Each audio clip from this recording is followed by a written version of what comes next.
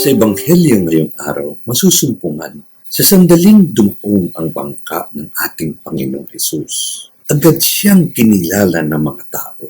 Mapapansin ang malalim na pananampalataya ng mga nagpatakbo-takbong sumunod sa Kanya, lalo't higit ang mga may karamdaman. Ang tanging samo nila ay mahawakan lamang kahit na ang laylayan ng damit ng Panginoon. Dito natin makikita na ang biyaya ng Diyos ay hindi pinagkakait sa mga pusong mapagpakumbaba at determinado. Sa ating buhay, madalas tayong makaranas ng pagkapagod at espiritual na pagkakasakit. Itinuturo sa atin na hindi kailangan ang magarbo o komplikadong pamaraan upang makatagpo ang Diyos.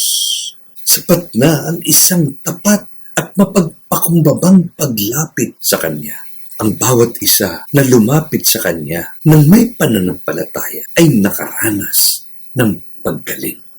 Nawa sa linggong ito, harapin natin ang Diyos sa gitna ng ating mga abalang gawain. Tandaan natin, ang isang sandali sa piling ni Jesus ay sapat na upang baguhin ang ating buhay.